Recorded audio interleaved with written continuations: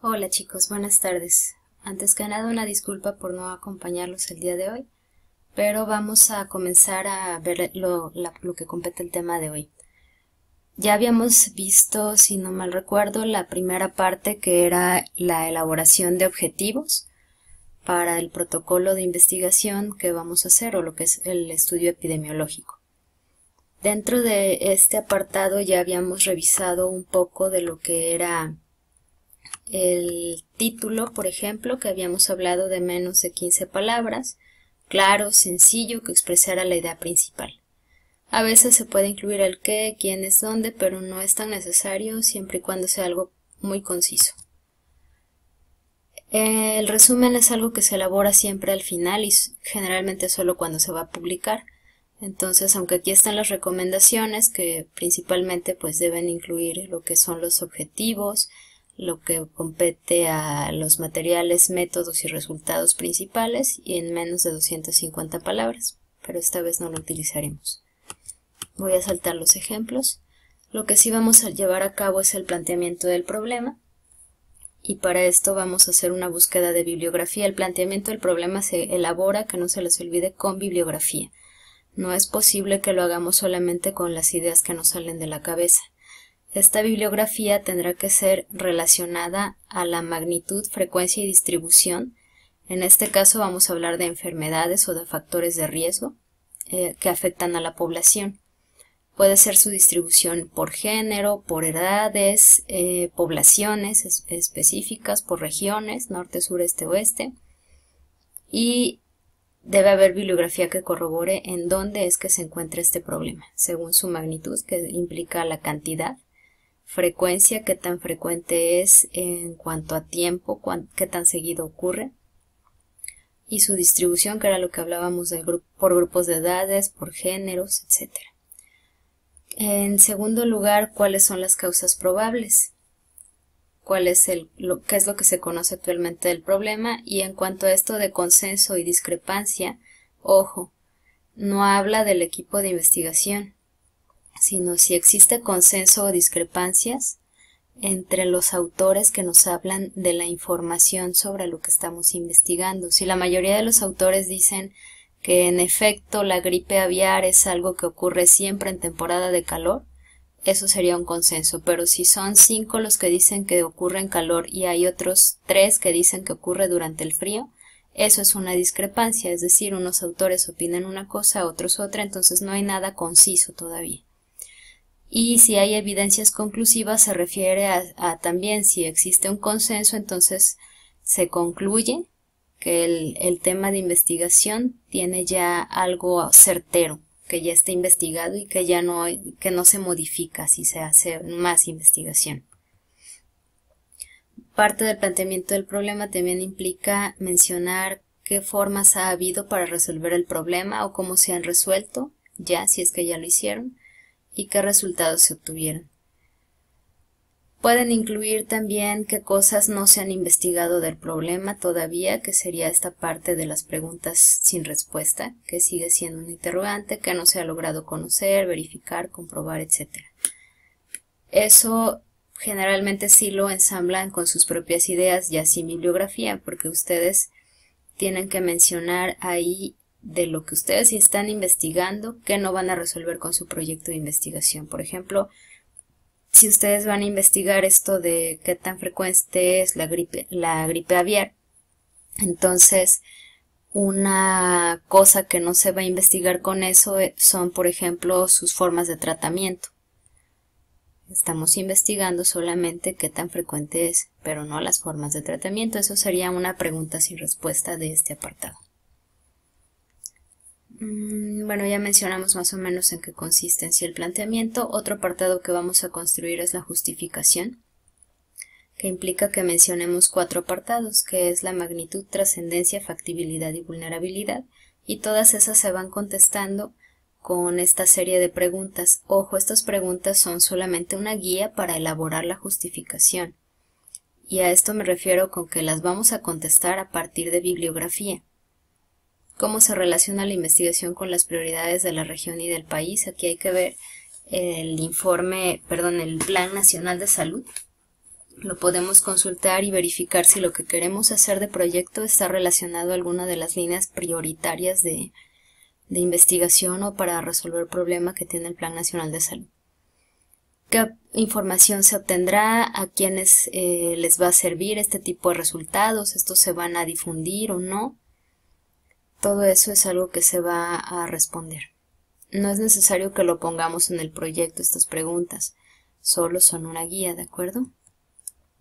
En magnitud generalmente metemos datos estadísticos, cuánto hay del problema que estamos investigando, y debe llevar bibliografía, la trascendencia también, pero aquí vamos a hablar un poco de por qué es importante investigar este tema, qué tipo de complejidades le ocasiona a la población y que por eso es necesario que lo investiguemos con bibliografía. Factibilidad y vulnerabilidad son casi escritas a la par porque la factibilidad se refiere a aquellas cosas con las que contamos para lograr hacer nuestro proyecto de investigación. Ejemplo, si cuentas con recursos materiales, humanos, de infraestructura, institucionales, implica que sí puedes hacer tu trabajo, incluyendo los financieros y los materiales también. Si no cuentas con ellos, entonces es una vulnerabilidad. Otra parte de factibilidad puede ser, por ejemplo, si cuentas con el apoyo económico por parte de una institución, si cuentas con el acceso a la población, si tienes metodológicamente el entrenamiento para hacer pruebas laboratoriales, si tienes los reactivos laboratoriales, todo eso es factible de hacer, pero si no cuentas con ello, entonces hablamos de una vulnerabilidad. O si cuentas con ello, pero es posible que por el clima se te eche a perder alguna prueba, entonces eso es una vulnerabilidad. Se puede escribir como parte del planteamiento del problema o como sección aparte, eso lo definen ustedes, solo que sí voy a verificar si lo incluyen como parte del planteamiento que estén esos 4 apartados. El fundamento teórico fue parte de lo que vimos también la vez pasada, que empezamos a ensamblar lo que eran los conceptos relacionados al tema. No recuerdo si los vimos ahí o se los llevaron de tarea, que fueran empezando a encontrar los conceptos. Y a esto se refiere, por ejemplo, si es este problema de la gripe aviar, entonces hay que describir qué es la gripe aviar, cuáles son sus signos y síntomas. Qué tipo de cosas se saben ya sobre este tema y qué cosas todavía no se han investigado. Qué tipo de aves está afectando, qué razas o qué especies. Ese tipo de cosas serían en fundamento teórico. Perdón. Aquí hay algunas preguntas guía que pudieran ayudarles para ensamblarlo también.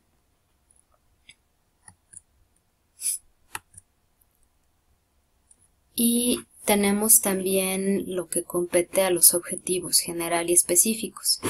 Creo que esto también ya lo habíamos visto, general con verbo en infinitivo, el qué, quiénes, dónde, cuándo. Aquí tenemos el ejemplo. Verbo en infinitivo son los que terminan en ar, er, ir. Incrementar, que el consumo de agua natural, en quienes, en adultos con diagnóstico de enfermedades crónico-degenerativas, donde, en el municipio San Rintintín. ¿Cuándo o en qué periodo de tiempo? En el periodo enero-mayo del 2022.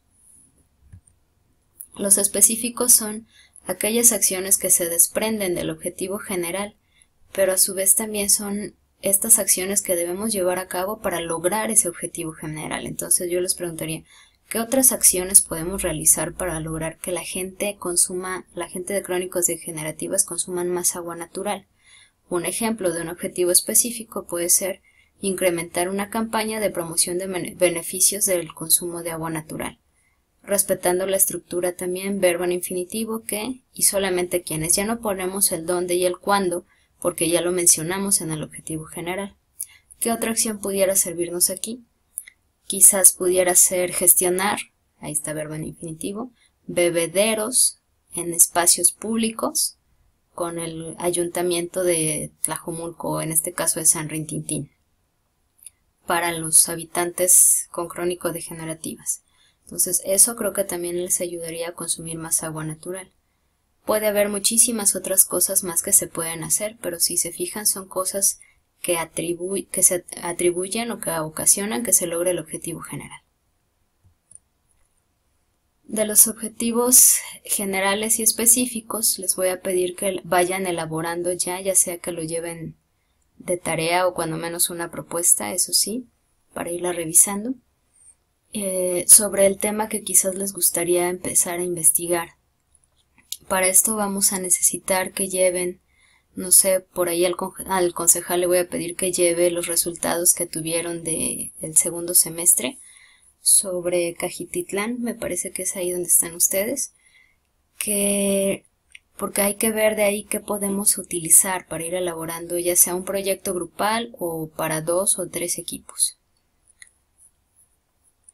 Hay que verificar, hay que checar eso sí, que los objetivos sean algo que pueda identificarse, compararse y verificarse, es decir, algo medible, preferentemente cuantitativo, porque debido a los recursos que tenemos y al tiempo que tenemos para elaborar el proyecto no nos da para hacer algo cualitativo y no tenemos tantos recursos como algo laboratorial, por ejemplo, como para hacer algún estudio comparativo. Entonces solamente con que sea verificable, es decir, algo que se pueda contabilizar, que eso compete a estudios de tipo transversal y cuantitativo.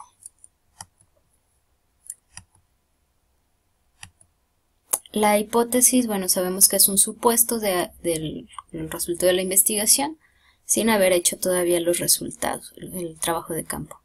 Entonces, esta la vamos a ir elaborando a la par con los objetivos cuando estemos ya en aula.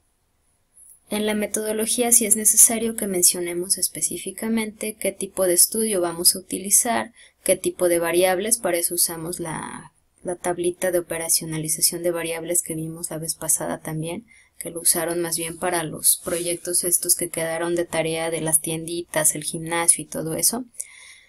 En este otro proyecto también lo vamos a utilizar. Y bueno, mencionar qué herramientas se van a utilizar, si va a ser una encuesta, si vamos a usar básculas, si vamos a usar alguna prueba laboratorial, etc. Eso es lo que se describe en la metodología, es como el recetario del proyecto de investigación. Aquí tenemos la matriz, ya la habíamos conocido, entonces solo es para que la recuerden un poco. Ya dije que se va a mencionar tipo y diseño de estudio y eso los vamos a ver ahorita en un momento en otra presentación, aunque aquí viene una parte. La muestra también se pone aquí en la metodología, esa la vamos a calcular y bueno, ya la aprendieron a calcular en bioestadísticas, pero la vamos a calcular esta vez a través de una página. Para eso necesito que por favor lleven todos el número de población total de hombres, mujeres, total poblacional, y si se puede por grupos de edades de Cajititlán. Eso ya lo deben haber tenido de su trabajo de segundo semestre, de acuerdo a los datos del INEGI de preferencia, para ver cómo podemos sacar el cálculo de muestra. Bueno, el tipo de muestreo esta vez lo vamos a omitir porque no estamos precisamente en metodología, pero por si los quieren ir revisando, en esta ocasión lo que vamos a utilizar propiamente puede ser un estratificado o un aleatorio, que son los más recomendados para los estudios del tipo que vamos a llevar a cabo. Y vamos a ver ahora los tipos de estudio. Voy a pasarme a la otra presentación. Hay varios tipos, pero específicamente me interesa que veamos aquí los que se utilizan en epidemiología. Dentro de estos tenemos propiamente los observacionales, donde el investigador mide, observa, describe pero no interviene, y los experimentales, donde el investigador sí manipula variables y luego las mide, compara y saca conclusiones.